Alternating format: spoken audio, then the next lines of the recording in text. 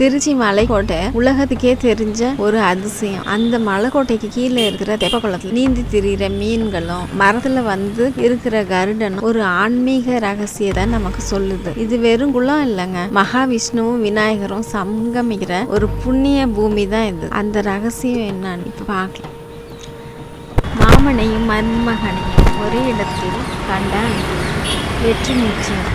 இந்த மீன்கள் மகாவிஷ்ணுவோட முதல் அவதாரமான மச்சாவதாரத்தின் அம்சமாகவே பார்க்கிறோம். மகள்லாம் உலகத்தை பிரளயத்துல காப்பாற்ற பகவான் எடுத்த தான் மச்ச அவதாரம். இந்த தெப்பக்குளத்துல மீன்களா வாழுதுன்னு ஒரு ஐதீகம் உண்டு. அதனாலதான் நீங்க வர பக்தர்கள் தங்களோட பாவம் போகவும் குடும்பம் செழிக்கவும் இந்த மீன்களுக்கு அன்போட உணவளிக்கிறாங்க. இந்த தெப்பக்குளத்தை சுத்தி தெப்பக்குளத்துல இருக்க பழமையான மரங்களை கவனிச்சு பார்த்துருக்கிறீங்களா? அங்க அடிக்கடி இந்த கருடன் அமர்றத பார்க்கலாம். இது மகள் மகாவிஷ்ணுவோட வாகனமாகவே பார்க்கிறோம். கருடன் மீனா இருக்கிற தன்னோட பகவான காவல் காக்கிறதுக்காகவே அமர்றதா ஒரு நம்பிக்கை. ஒரு பக்கம் மச்சாவதாரம், மற்றொரு பக்கம் அதை காக்க கருடன். இந்த அபூர்வ காட்சி உங்க மனசுக்குள்ள ஒரு பெரிய அமைதியை தருங்க. நீ மேல பாத்தீங்கன்னா நம்ம உச்சி பிள்ளையார் ரொம்ப கம்பீரமா உட்கார்ந்துருக்காரு. ஸ்ரீரங்க ரங்கநாதரை பீஷ்ணன் எடுத்துட்டு போனப்ப அதை தடுத்து நிறுத்தி இங்கேயே இருக்க செய்தவர் தான் இந்த விநாயகர். அந்த ரங்கநாதரோட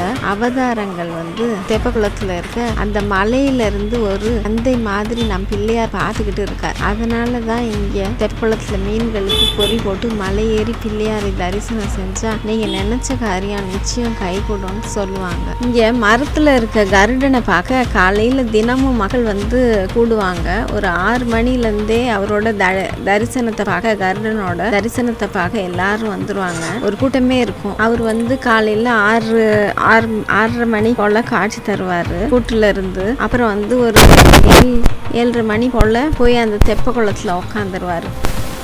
கொஞ்ச நேரம் உட்காந்துட்டு அப்புறம் 3 சுத்தி வருவாருங்க. இதெல்லாம் பாக்குறதுக்கு நமக்கு ஒரு கண்கொள்ளா காட்சியாவே இருக்கும். அப்புறம் விஷ்ணுவின் வாகனமான கருடனையும் பார்க்க இங்க மக்கள் தவம் கிடப்பாங்க. அவரோட தரிசனம், கருட தரிசனம் காண காலையில நேரத்துல இந்த கருட தரிசனம் பார்த்தாலே மக்களுக்கு மனதுல ஒரு புத்துணர்ச்சியும் தெம்பும் பிறக்குதுங்க. இதை பாக்குறதுக்காகவே காலை நேரத்துல அப்புறம் மாலை நேரத்துலயும் பார்த்துட்டு போவாங்க. இது எது ஒரு செயல் செஞ்சாலும் இவரை பார்த்தா நல்லதுங்கிறதுனால கருடன் இருக்காரான்னு பார்த்துக்குவாங்க.